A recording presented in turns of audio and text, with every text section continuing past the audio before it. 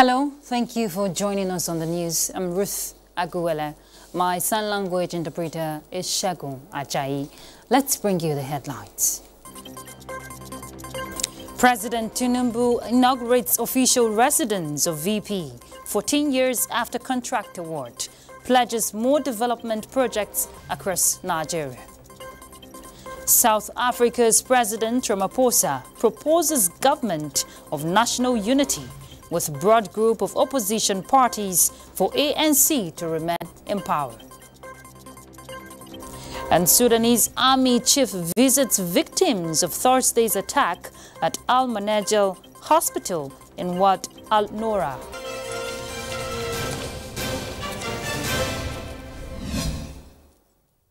The federal government has promised to initiate more developmental projects to meet the evolving needs of the country.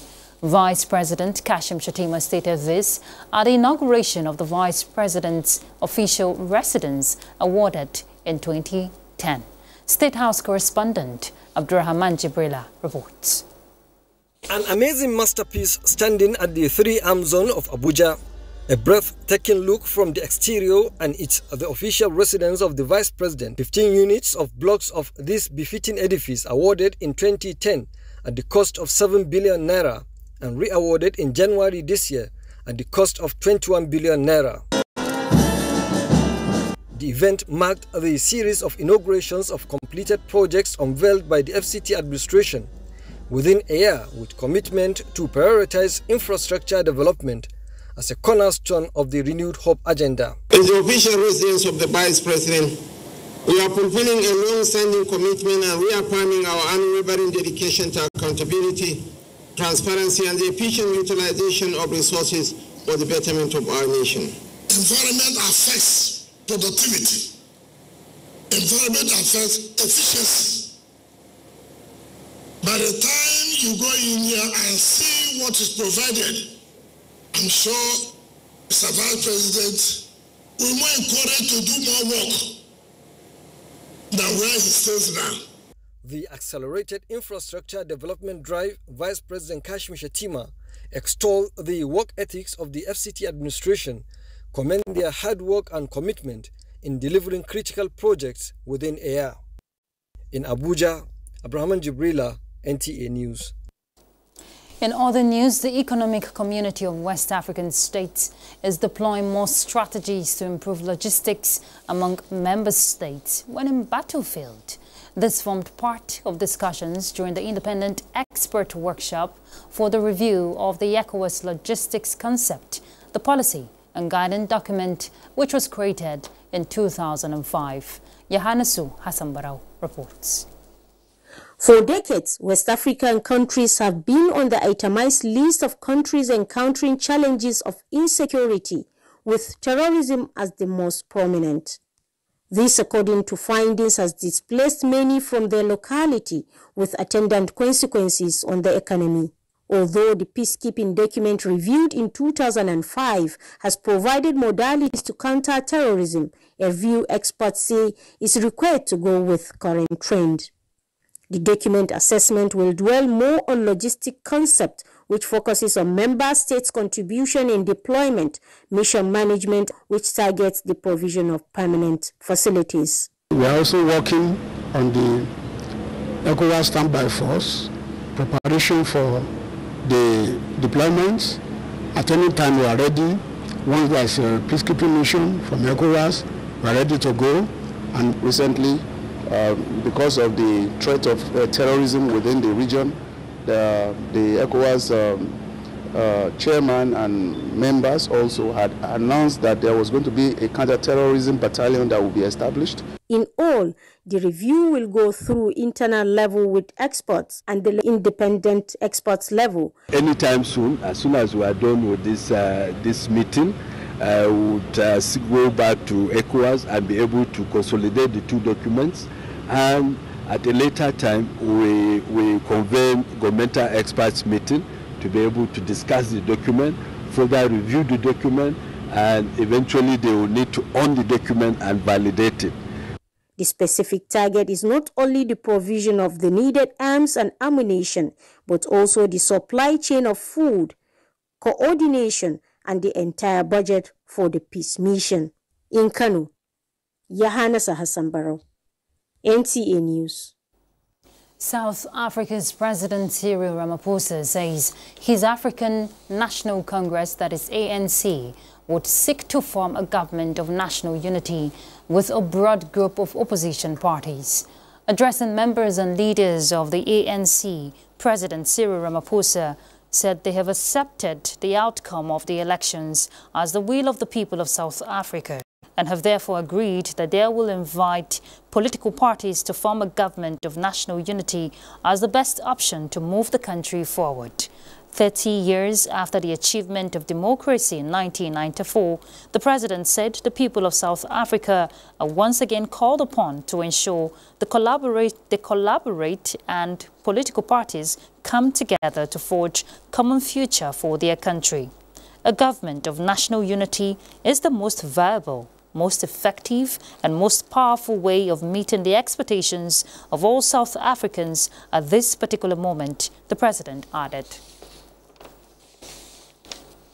In other news, Sudanese Army Chief Abdel Fattah al-Burhan visits the injured at Al-Manajal Hospital in Wad al-Noura after the Rapid Support Forces on Wednesday attacked the central village in Al Jazeera state with heavy artillery.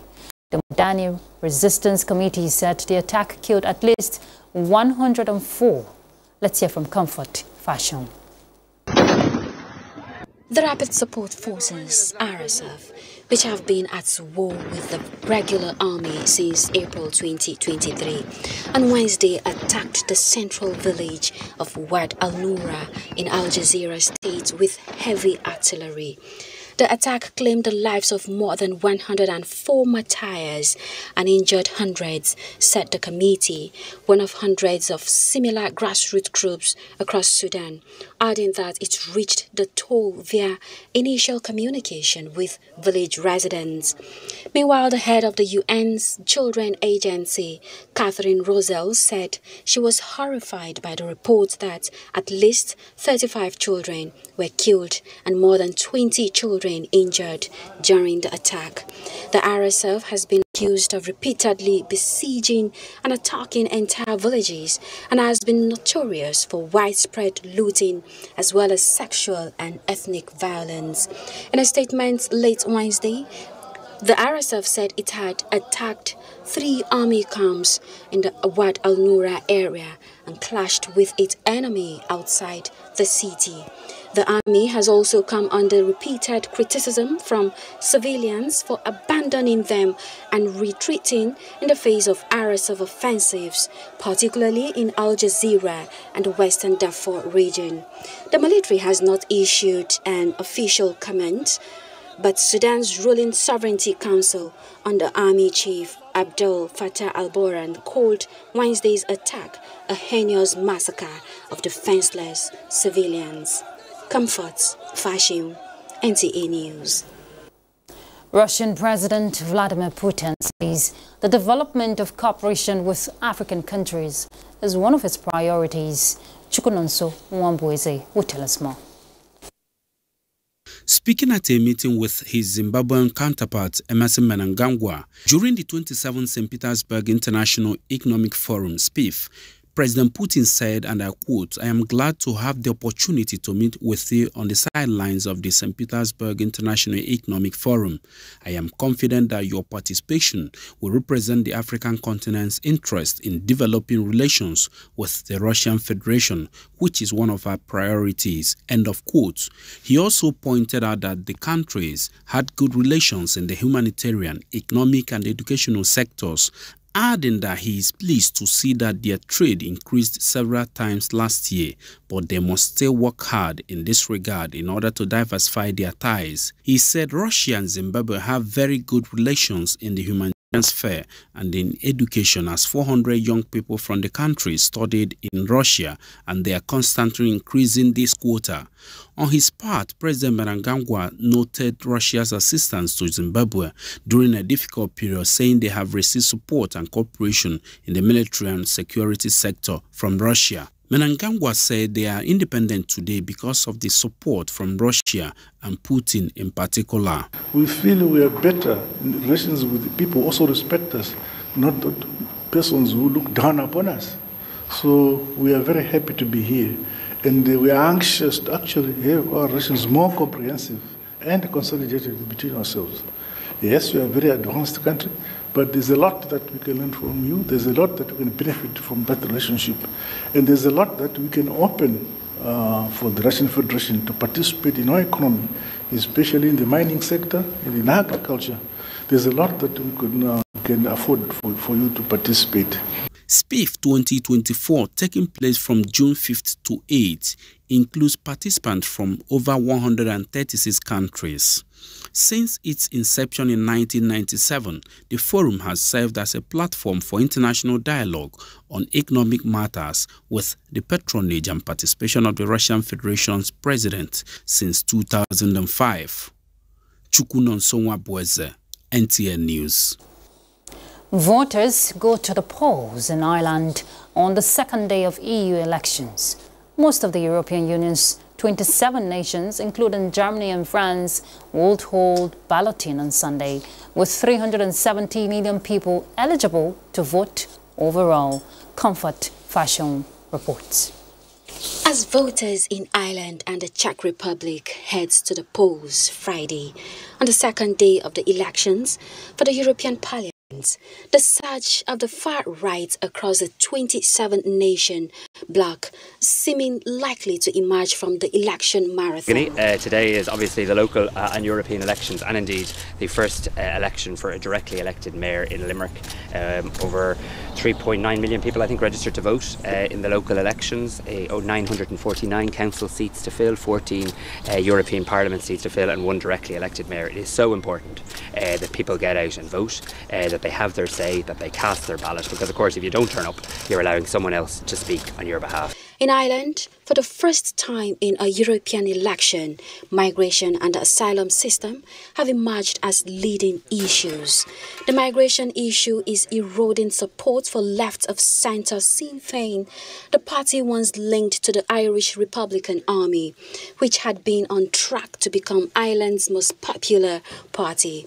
And in Czech Republic, the opposition Ano Yes movement led by former populist Prime Minister Andrej Babis is favoured to win with an agenda critical of the European mainstream, which is to strengthen Europe's security against threats from Russia and China. Almost 400 million voters will be electing 720 members of the European Parliament to 5-year terms. The number of lawmakers elected in each country depends on the size of the population. It ranges from 6 for Malta, Luxembourg and Cyprus to 96 for Germany. Voters in the Czech Republic will elect 21 members for the European Parliament, while 14 seats are up for grabs in Ireland, where immigration, the housing crisis and the cost of living have emerged as election issues.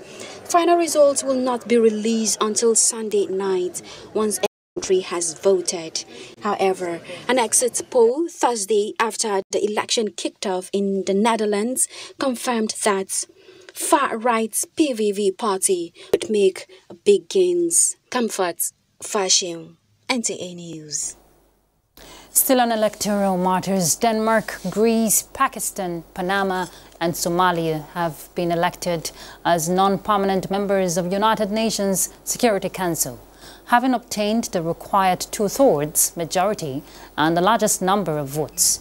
The election, which took place during a session in New York City, will be for a 2-year term beginning from January 1st, 2025, declared a UN representative. The 5 nations will reportedly replace Ecuador, Japan, Malta, Mozambique and Switzerland, whose terms end on December 31st, 2024. It is also reported that 190 member states took part in the election, which required only a single round of balloting. Number of ballot papers, 190. Number of invalid ballots, 0.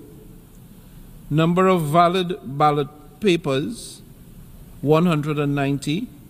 Abstentions, 5. Number of members present and voting, 185. Required 2/3 majority, 124. The 5 countries will become part of the existing group of non-permanent members, together with Algeria, Guyana, the Republic of Korea, Sierra Leone and Slovenia, whose terms started on January 1st, 2024. We turn our attention back home, placing premium on basic education through adequate funding to give every child equal access to quality education is what the Universal Basic Education Commission, UBEC, is prioritizing. This was made known by the Executive Secretary of the Commission, Dr. Hamid Bubui, at a 2-day retreat for members of the Senate Committee on Basic and Secondary Education in Lagos. Hengino John Adams reports. As the clock ticks gradually towards 2030, which is the deadline for the attainment of the Sustainable Development Goals, SDGs, these stakeholders are discussing crucial issues in basic education in Nigeria and how to improve the sector. The major concern here is exploring opportunities towards enhancing infrastructural development and ensuring that every child learns in a safe and supportive environment. It is our view that the Act is overdue for review. Our education should respond to the needs and aspirations of our country. And there is no better way to do this than being abreast of local and global development. Bridging the gender disparity and gap between those in urban and rural areas, key players say will facilitate the country's journey towards achieving Goal 4 of the SDGs. We must delve deep into the issues at hand, confront challenges head-on, and chart a clear path towards achieving our collective goals of providing quality education for all. We recognize that the quality of basic education determines the strength of our future leaders, the vibrancy of our economy. Improve teacher training and development, implementing technology integration, we have no other choice.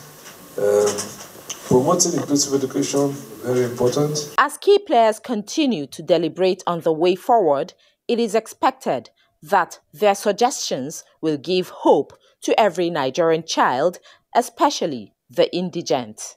In Lagos, Hinginu John Adams, NTA News. All right, let's take a break. We're back in a moment. From dusk to dawn, 24 hours a day, NTA International is with you. In your living room, office, and everywhere, anywhere.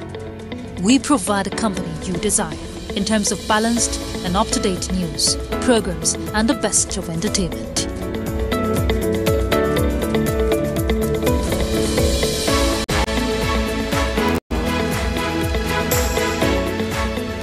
Tune in to DSTV channel 251, GoTV channel, Freeview channel 264, or live streaming via www.visiontv.co.uk.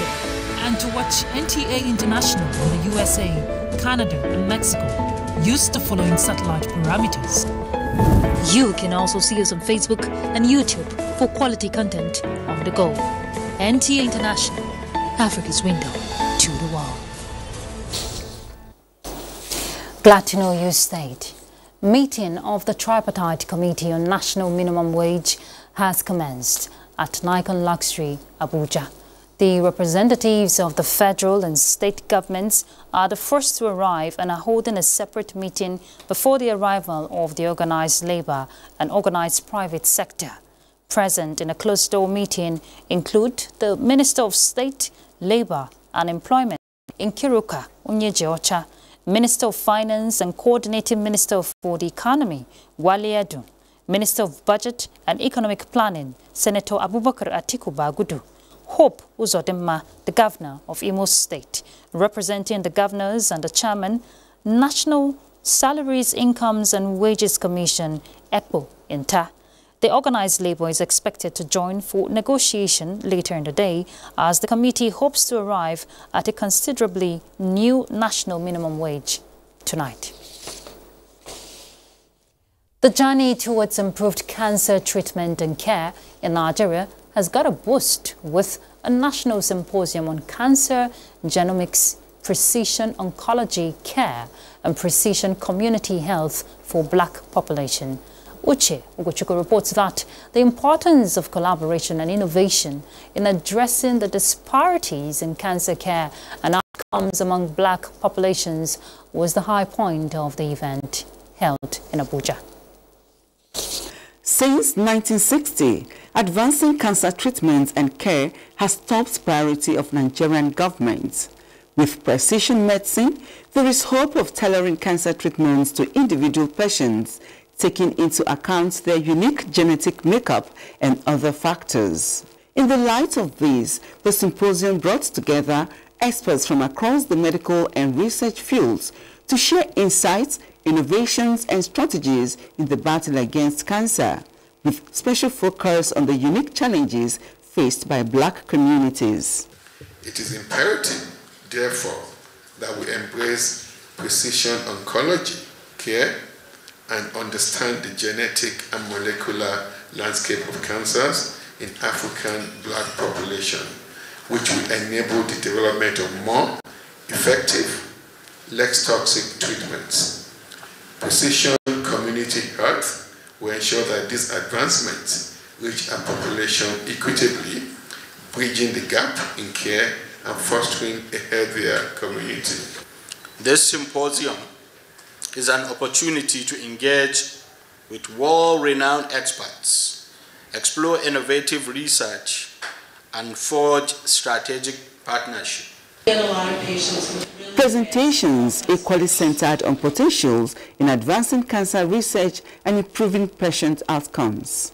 We do what is called evidence-based interventions, and our focus is how we can bring together collaborations across different continents in order to accelerate health. The creation of a national coordinated cancer tumor registry in Nigeria is very important to understand which cancers are increasing in the incidence, which cancers are increasing in mortality. It allows a country to know how to invest. These experts are optimistic that with collaborative efforts, there will be a future where every individual receives personalized and equitable cancer care. Uche Ugochukwu, NTA News. Away from health, the Nigerian Communications Satellite Limited, NIGCOMSAT, has pledged to support the voice of Nigeria by providing seamless connectivity and satellite communication to enhance its broadcast operations. Managing Director, NIGCOMSAT, Jane Nkechi Idehen, made the commitment when the Director General of Voice of Nigeria, Jibrin Baba Ndachi, and his management team paid her a visit at the agency's headquarters in Abuja. Chukunonso Mwabueze reports. With the Voice of Nigeria making plans to expand its broadcasting languages beyond the existing 8 to now include Portuguese, Bahasa Indonesia, as well as the Chinese languages. The collaborative visit, the Director General Von Jibre Babandache said, is strategic towards ensuring an unhindered projection of positive narratives about Nigeria to the global community. We have a lot to do together. You are in charge of the airspace and we are of the airwaves. Yes. So we are in it together. It is our country.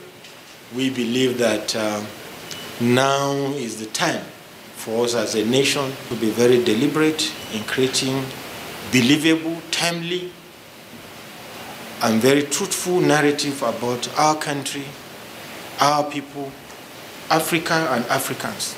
Managing Director of Nigerian Communications Satellite Limited expressed the willingness of NIGCOMSAT to partner with one in actualizing the renewed hope agenda of the present administration. NIGCOMSAT is about to enter a phase where we want to talk about what we should do next, which is the next satellite. But one of the big challenges that will be faced is miscommunication, misrepresentation, fake news if you want to call it, but we want to own the narrative and be ahead of the narrative. And I think that's why our partnership is so strategic. And I'm really looking forward to the collaboration with VOM. DG Vaughan offered a free time for a weekly program on policies and activities of NITCOMSAT on its various platforms during the visit. Chukunonsonwa Boise, NTA News. Concerned about the incessant killings of military personnel in the country, concerned civil society groups insist that the federal government and the Nigerian military must beef up defense against external and internal forces undermining the strength and capabilities of personnel with the mandate to protect lives and property.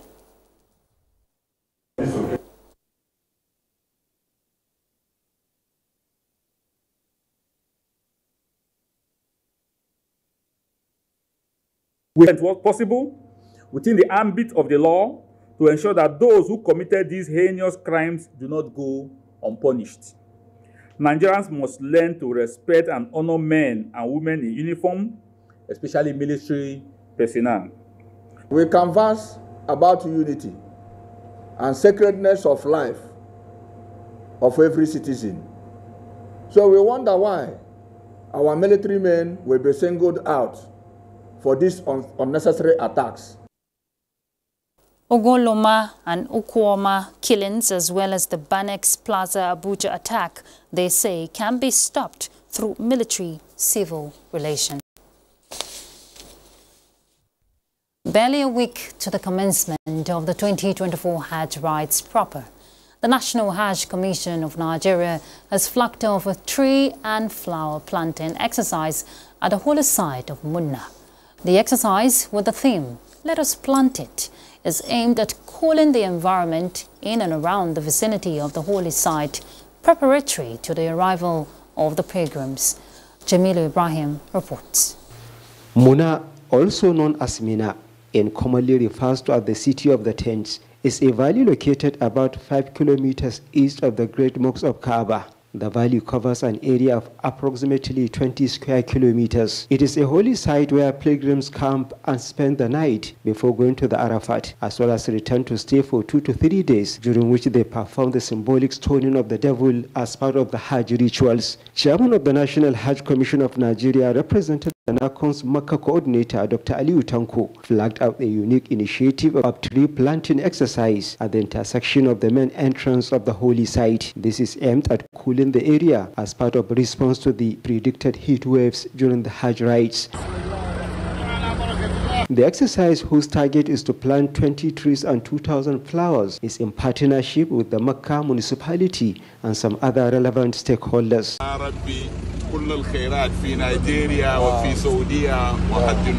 The pilgrims are to leave Makkah for the Munna Valley on 14th June 2024, signaling the commencement of this year's Hajj rites proper. From the holy city of Makkah in the Kingdom of Saudi Arabia, Jamilu Ibrahim, NTA News. Just before we go, let's find out how Saturday's weather will look like.